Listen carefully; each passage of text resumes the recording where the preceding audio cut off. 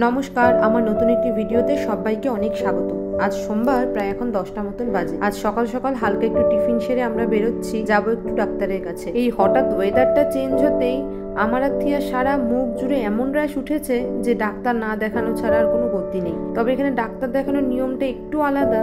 তো আমরা যে ক্লিনিকটাতে যাচ্ছি সেটা এই বাড়ি থেকে বেশ অনেকটাই দূর, 25 মিনিটের মতন রাস্তা।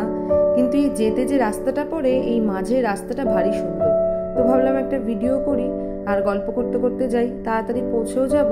তো ক্লিনিকেই যেহেতু যাচ্ছি, তো আমেরিকার মেডিক্লেম সিস্টেমটা কিরকম চলুন সেইটা একটুখানি আপনাদের বলি। তো এখানে ধরুন হুট করে একটু শরীরটা খারাপ হলো, কিন্তু দেশের মতো যেরকম আমরা হঠাৎ শরীর খারাপ হলে ডাক্তারের কাছে দেখানোর একটা সুযোগ পাই, এখানে বিষয়টা একটু আলাদা।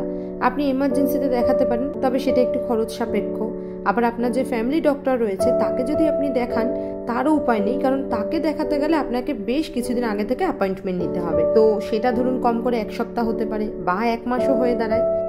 এদেশের লোকজন এসেই মেডিক্লেমটা করিয়ে নেয়। এই মেডিক্লেম আবার ধরুন হাই লো রেঞ্জের হয়। তো এই মেডিক্লেম কোম্পানির নির্দিষ্ট কিছু ক্লিনিক বা হসপিটাল থাকে, মানে যেখানে দেখালে পরে আপনি মেডিক্লেম কভারেজটা পুরোপুরিভাবে পেয়ে যাবেন। এবার ইন নেটওয়ার্কে দেখালেই ভালো হতো, কিন্তু আমার আর থিয়ার মুখে এমনভাবে র্যাশগুলো ছড়িয়ে গেছে, তাই আউট অফ নেটওয়ার্কের একটা ক্লিনিকের সন্ধান পেয়ে এখানেই আমরা চলে যাচ্ছি।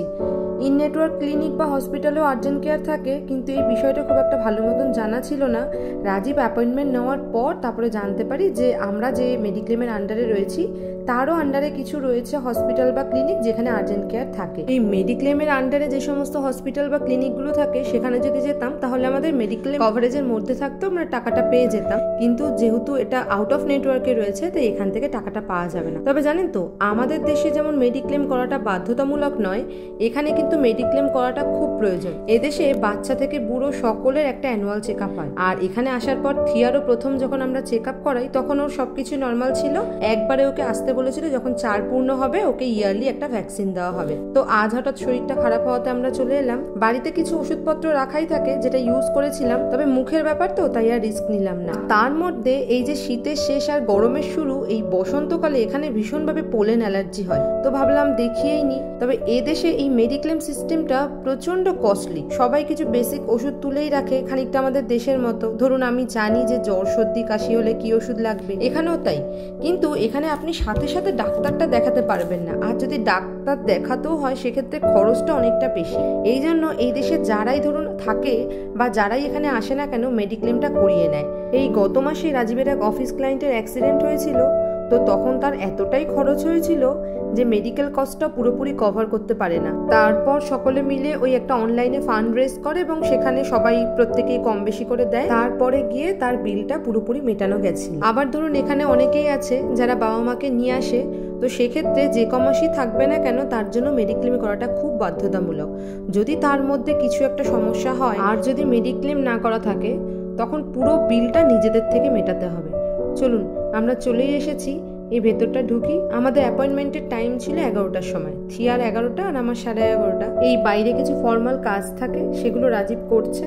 এদিকটা আমি আর থিয়া একটু বসি, তারপর ভেতরের দিকটা যাব।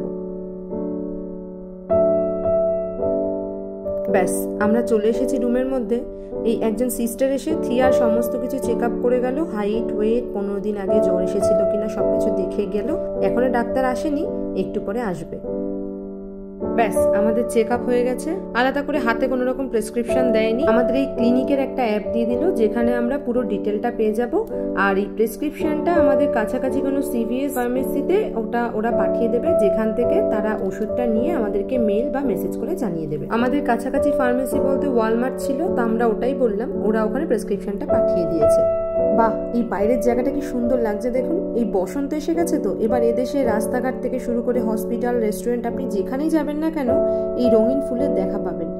তো আমাদের সমস্ত কিছু হয়ে গেছে, এবার আমরা বাড়ি ফিরে যাব। অনেকটা বেলাও হয়েছে। প্রথমে ভেবেছিলাম এখান থেকে ডাইরেক্ট ওয়ালমার্ট যাব, ওখান থেকে আমরা একবার ওষুধটা তুলে নেবো, কিন্তু এদিকে থিয়ার বড্ড খিদে পেয়ে গেছে। ভাবলাম তাই বিকেলবেলা কাজ বাজ সেরে একবার এগিয়ে নিয়ে আসবো। তো চলুন সাথে সাথে এখান থেকে আস্তে ধীরে রওনা দিই, বাড়ির দিকে যাই। অনেকটা বেলাও হলো। আর তার সাথে সাথে ভিডিওটাও এখানে শেষ করলাম। দেখা হবে পরের একটা ভিডিওতে। ততক্ষণ সবাই খুব ভালো থাকবেন, সুস্থ থাকবেন, আর ভালো লাগলে একটা লাইক কমেন্ট শেয়ার করে দেবেন। টাটা।